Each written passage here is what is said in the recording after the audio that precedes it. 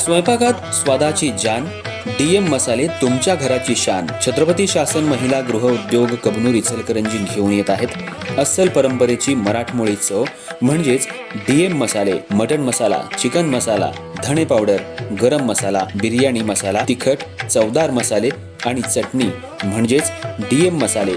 तर आजच आपल्या जेवणाची रंगत वाढवण्यासाठी केमिकल विरहित डीएम मसाले, गृहिणींच्या मनातले मसाले आणि चटणी अवश्य वापरा.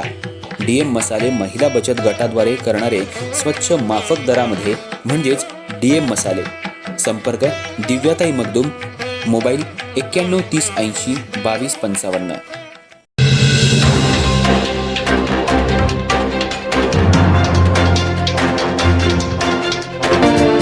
इचलकरंजी महानगरपालिकेतील स्थायी समिती सभापतींच्या दालनात लावण्यात आलेल्या फोटोंवरून पुन्हा एकदा राजकीय वादाला तोंड फुटलंय.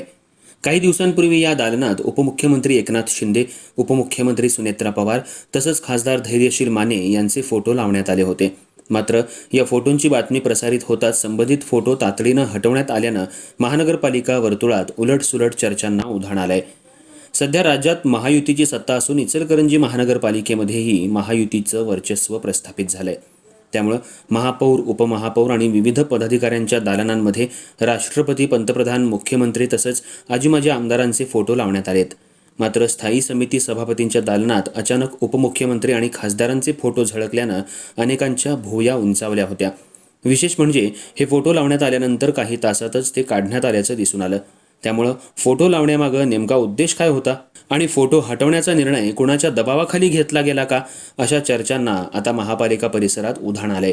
काही नगरसेवक आणि राजकीय जाणकारांच्या मते महानगरपालिकेतील दालनांमध्ये कुणाचे फोटो लावायचे याबाबत स्पष्ट प्रोटोकॉल असताना अचानक अतिरिक्त राजकीय नेत्यांचे फोटो लावण्यात आल्यानं प्रशासन आणि पदाधिकाऱ्यांमध्ये समन्वयाचा अभाव दिसून आला.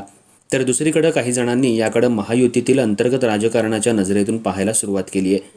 दरम्यान फोटो काढल्यानंतर महानगरपालिका प्रशासनाकडून कोणतीही अधिकृत भूमिका स्पष्ट करण्यात आलेली नाही. त्यामुळं हा प्रकार केवळ तांत्रिक चूक होती की राजकीय दबावामुळे निर्णय बदलण्यात आला, याबाबत तर्कवितर्क सुरू आहेत. इचलकरंजी महानगरपालिकेत यापूर्वीही दालनातील फोटो, बॅनर आणि राजकीय प्रतिमांवरून वाद निर्माण झाले होते. आता पुन्हा एकदा या फोटो प्रकरणामुळे राजकीय वातावरण तापण्याची चिन्ह दिसत आहेत. आगामी काळात यावरून आरोप प्रत्यारोपांची नवी फेरी रंगण्याची शक्यता व्यक्त केली जाते.